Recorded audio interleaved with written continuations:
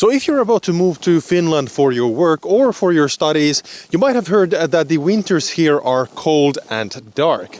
The cold winters are in fact one of the biggest shocks for most international students and expats, and it's something that you really need to be prepared for. So that's why in this video I will share with you a bunch of tips on how to survive and also enjoy the Finnish winter like a boss.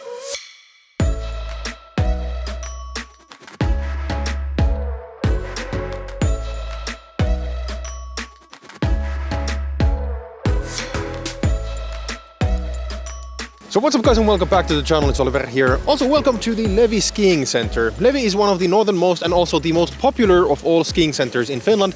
We're spending a week here over the New Year's and I thought this would be an excellent opportunity to share some tips about the winter in Finland. So talking of which, how do you actually survive winter in Finland, especially when the weather is like this with dark days, deep snow and temperatures reaching -15 or even -30 degrees Celsius. So I've already spoken about winter clothing in another video, so let's not go there. Instead, my first tip today is that you should learn to embrace the darkness itself. While the Finnish winter is long and the days are dark, there's also something magical to it, especially when there is a lot of snow on the ground like here today. So whether it's the clear starry skies, which we of course don't have currently, it's snowing during the day, the occasional northern lights, the quiet of the Finnish forest, or the opportunity to just sit in front of the fire, the Finnish winter gives you plenty of opportunities to just wind down and enjoy the moment instead of hurrying everywhere like we do in our day-to-day lives. I would also remiss not to mention the incredible beauty of the polar night. So I've mentioned polar nights in my videos before, but to summarize, polar night is a 52-day long period in the winter during which the sun does not rise above the horizon at all. The polar night only happens in the northernmost parts of Finland, for example here in Levi. This is the polar night glow. We have the sun just below the horizon. Today is actually the 1st of January 2022 and the polar night is going to end in 2 days, so on the 3rd of January, and the sun is just below the horizon level. In 2 days it's just going to peak just over the horizon, and from there the days are going to go grow longer. But what an absolutely insanely beautiful glow, and of course with all the snow-capped trees or snow-filled trees, which is emblematic or almost symbolic to the winter in Lapland. So during the polar night you get to experience the so-called blue moment, or the kaamoksen sininen hetki in Finnish. This is basically the daily moment when the sky becomes this almost hypnotic blue with different shades of green and purple that color the sky before it turns pitch black. These really are the moments that make you reflect on your busy day-to-day lives, and I really think that just, stopping and embracing these unique moments of darkness is a great way to enjoy the winter in Finland. Anyways, my next tip to surviving winter in Finland is keeping your energy levels up by exercising regularly. By the way, the local church is just ringing its bells, so don't mind about that. Anyway, even if you learn to enjoy the dark of the winter, it is still rather common that people feel tired and weary during the season, and the dark days have a tendency to drain your energy levels, especially if you commute to and back from work during the dark hours of the day. So this is why it's really crucial to exercise regularly, not only to keep yourself healthy, but also to get the energy boost that one gets when going for a run, hitting the gym, or by taking a few laps in the swimming pool. So there are plenty of great sports that you can do in Finland even during the winter, and all of the large cities here offer excellent public and private sports facilities where you can either continue an old hobby or start a totally new sport. So talking of exercising, another great way not to only survive but to actually enjoy the winter in Finland is by taking part in some of the popular winter activities that we have here. So downhill skiing is one of the most popular winter activities in Finland, and many Finnish people actually come to Lapland to spend their winter holidays in one of the many skiing resorts that we have here. While Finland doesn't have any mountains per se, the Finnish fells offer a great experience for anyone who is interested in downhill skiing or snowboarding. You can rent all the required gear from the skiing centers for pretty affordable prices, usually 30-40 euros per a couple of hours at a time. Every single skiing center has some kind of a basically skiing rental services where you can get skis, poles and helmets for a day, a few days, or even up to a week. And these are usually right next to the slopes and the skiing lifts, from where then you can jump right into the slopes, start skiing and enjoying the experience. Anyways, talking of Lapland and skiing centers, while this is not a common activity for people to do in their day-to-day lives, I really recommend that you try either husky sledding or snowmobiling while visiting Lapland. It's not only a lot of fun and a unique, and I'm sure an exotic experience for many of you, but both are also excellent ways to go hunting for northern lights. In fact, most skiing centers in Lapland arrange safaris specifically to see northern lights, and while the aurora borealis are rather elusive, they are truly magical to experience if you are lucky. Alright, so another great recommendation is for you to try out either skating or ice hockey. So if you didn't know, ice hockey is the most popular sport in Finland, and of course you can go and watch ice hockey games yourself, but what is even better is that every single municipality in Finland offers either free or extremely affordable ice hockey rinks where everyone can go and either ice skate or play hockey with their friends. Talking of which, if you have the opportunity, I highly recommend that you try something called pipolätkä, which would roughly translate to beanie hockey, which is basically a casual type of hockey played either on maintained rinks like this or, for example, on sea ice. What is really cool is that for pipolätkä you don't need any kind of special equipment, just your skates as well as your hockey stick. So as a bit of a segue from ice skating, let's briefly discuss something very serious, which is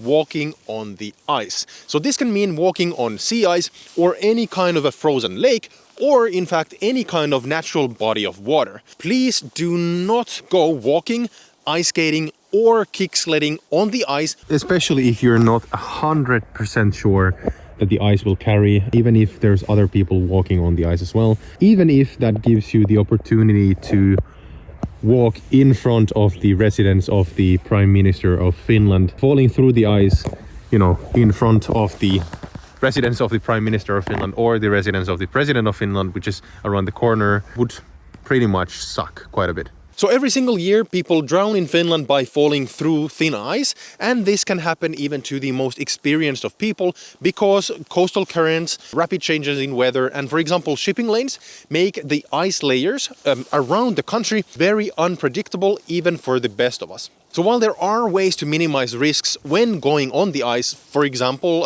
by never going out there alone and by carrying ice picks, going on the ice still requires experience and the right tools to be done safely. So please do not take unnecessary risks, even if it seems to you that a body of water has frozen over properly. So one other great activity for the winter in Lapland specifically is actually going for winter hikes or day hikes using snowshoes, and this allows you to walk on top of the snowpack, and this is actually a great way for you to do short few-hour day hikes, for example on top of the Finnish fjells or Finnish mountains that we have here in the northern parts of Finland. And for example here at Pallas, which is really close to the Levi skiing center, which is in the northwest part of Finland, this is a great way, if the weather is good, for you to take a one-day hike. Alright, so my next tip to survive winter in Finland is not to use water-based skincare products when going outside in deep sub-zero weather. So this is especially important if you're about to go, for example, downhill skiing, or if the winds are high enough. In these cases, the wind chill together with the low temperatures can at worst lead to frostbites, which are easily avoidable by using the right types of products and by covering your skin with proper clothing. So if you have dry skin during the winter and you do use moisturizers, which are highly recommended, by the way, even if you don't normally have dry skin, you should preferably use oil-based products. In addition, make sure that these absorb well before you go out, because this way you can make sure that the product protects your skin correctly. Also, as an additional tip, it is highly advised that you start using sunscreen already in the spring, especially when doing winter activities. So I know that this might feel counterintuitive because of the cold weather, but the sun can actually very easily burn you even in very cold weather, specifically because of the snow. In these kinds of circumstances, snow actually acts almost like a mirror, reflecting and magnifying the sunlight from every direction. So you don't have to understand more about this, just make sure to protect your skin by using proper sunscreen when the sun is out, even if it feels weird to do it in the cold.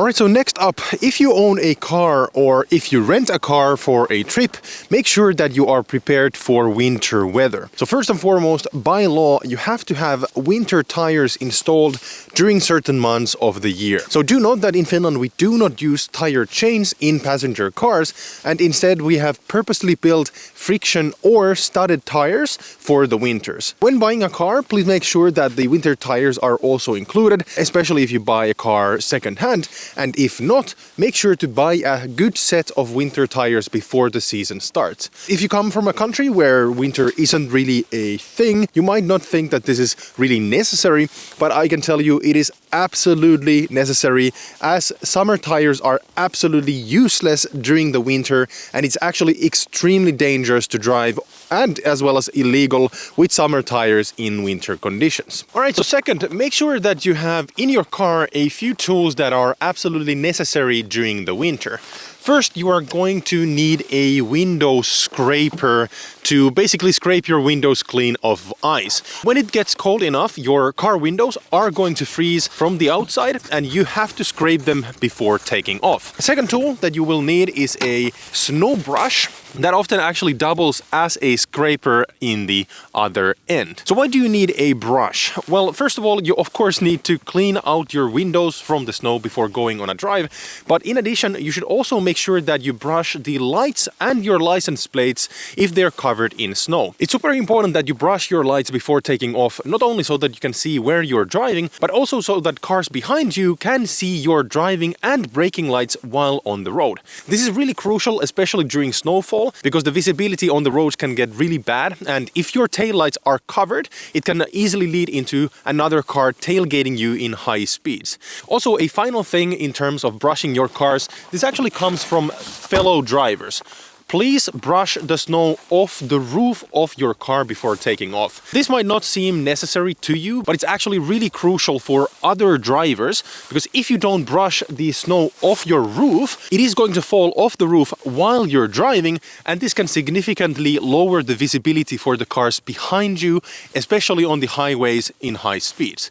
So cleaning your car is not only polite, but it's also good practice for road safety purposes as well. So anyways, the next tool you need to have in your car is a snow shovel. So the reason for having this is rather simple. During heavy snowfall, you might actually have to dig your car out of the snow, especially if a snow plow has driven past you, because they sometimes accumulate a small amount of snow on the side of the road, blocking the cars that have been parked next to the roads. Also, of course, a shovel is really crucial in case you get into an accident or you, for example, drive off the road and into a ditch. In these cases, having a snow shovel is pretty much the first tool to get you out of trouble, but of course it's sometimes not enough and you need to call someone to winch you out of trouble anyways. So talking about accidents, one more tool that everyone should have in their car at all times is a high visibility jacket. So this is basically for a situation where you either drive off the road or have to park on the side of the road for any number of reasons. So do remember that even though most of the Finnish highways are artificially lit, the visibility is still not great, and you really want to make yourself seen to other drivers,